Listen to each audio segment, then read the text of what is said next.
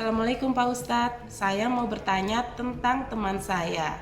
Ayah teman saya sudah tidak lagi menafkahin keluarganya, jadi ibunya yang jadi tulang punggung keluarga.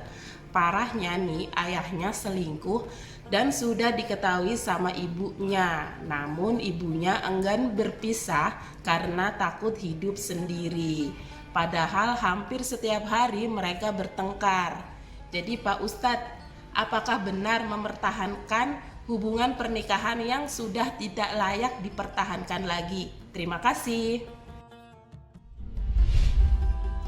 Waalaikumsalam warahmatullahi wabarakatuh.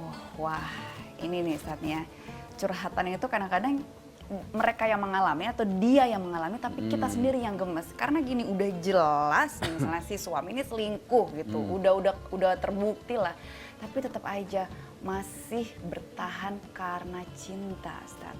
Apakah memang harus sebegitunya seorang istri demi mempertahankan rumah tangga misalnya, atau demi mempertahankan cintanya untuk suami? Di keseharian kita, orang-orang dekat yang sama kita tuh ya banyak case-case yang seperti itu ya. Udah disakiti, bahkan sudah menikah lagi, tapi dia selalu berusaha. Biasanya satu alasannya, karena anak. Ya. Jadi cintanya bukan hanya karena ada suami, Ya. tapi karena ada anak-anak. Karena kalau sudah ngomongin anak, Masya Allah, mempertimbangkan masa depan anak itu bisa mengalahkan segalanya loh. Betul. Ya. Nah, terus bagaimana ketika seorang perempuan diselingkuhi, bahkan mungkin nauzubillah sampai KDRT, tapi dia ya masih aja nggak bisa move on karena dia bucin, kan? Ya, betul. Budak cinta banget. Apa ada pahalanya? Wanita yang sabar itu adalah wanita yang Allah tidak hanya memberikan pahala jihad. Kan kalau perempuan melaksanakan kewajibannya sebagai istri, ngepel, masak, urusan dapur, sumur, kasur, itu kan pahalanya jihad, walaupun cuma di rumah aja. Tapi ketika dia sabar dalam menghadapi segala konflik rumah tangga, nggak dikit-dikit ngadu ke orang tua, nggak dikit-dikit curhat ke temen, nggak dikit-dikit update status di sosmed. Nah, sering tuh. Dia selalu menahan semua nafsu amarah, kemudian emosinya, maka Allah akan berikan yang lebih dari sekedar jihad. Apa pahalanya? Ijtihad. Gitu. Ada lagi wanita yang mujahadah. Wanita mujahadah itu bukan cuma sabar doang. Ini berarti lebih tinggi lagi nih, Lebih Ustaz? tinggi lagi. Siapa wanita-wanita mujahadah? Sahabat-sahabat hikmah adalah dia yang udah ngejalanin kewajiban sebagai istri, sabar dalam ngadepin sikap suami, ya selingkuh, ya marah. Nah, wanita mujahadah adalah yang selalu meneteskan air mata di atas sejadah.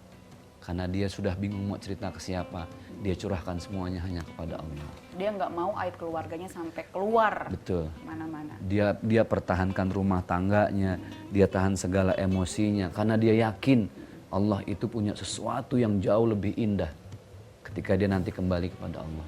Nah, keyakinan itulah yang menjadi sugesti dia untuk selalu sabar. Karena kalau nggak dengan sugesti seperti itu dia nggak akan pernah bisa sabar. Maka buat sahabat-sahabat hikmah semuanya, terutama nih yang bucin-bucin sekarang ya, bucin silahkan, tapi memang jangan sampai juga pada akhirnya derajat wanita itu kan ada kalanya bisa diinjak-injak, terutama udah urusan KDRT. Makanya dalam kompilasi hukum Indonesia kalau sudah KDRT itu udah nggak bisa ditolerir sama sekali, betul kan ya? Jadi kalau sudah urusan KDRT, sebucin-bucinnya kita harus punya sikap tegas. Nah, ini baru saya mau tanya ini saatnya. Ya kita emang harusnya sabar, seorang istri harusnya sabar menghadapi suami. Tapi andaikan suami nih, istilahnya nih ya, gimana caranya kita menghadapi, bagaimana caranya istri menghadapi suami yang istilahnya udah nggak ada akhlak deh gitu. Kan kita tetap harus sabar, tapi di satu sisi masih kita sakit hati terus. Betul. Kadang manusia itu bisa luluh hatinya dengan kelembutan hati. Lihat baginda Rasulullah Shallallahu Alaihi Wasallam ketika dakwah pertama kali di Taif ditimpuk, dicaci, dimaki sampai berdarah pelipisnya, turun dua malaikat penjaga gunung. Kata malaikat, wahai Muhammad, apakah engkau meridhoi kami untuk melemparkan orang yang melemparmu dengan batu itu? Kami lempar dengan gunung ini. Rasulullah lebih memilih untuk jangan. Mereka tidak tahu dan belum mendapat hidayah. Kalaupun bukan mereka yang diberi hidayah oleh Allah, mudah-mudahan anak dan cucu mereka. dan menghasilkan buah yang manis. Ternyata betul. Beberapa tahun setelah kejadian itu berbondong-bondonglah orang Taif masuk ke dalam agama Islam. Karena apa? Karena kemuliaan akhlak baginda Rasulullah SAW. Syaratnya 2, sabar dan perlu waktu.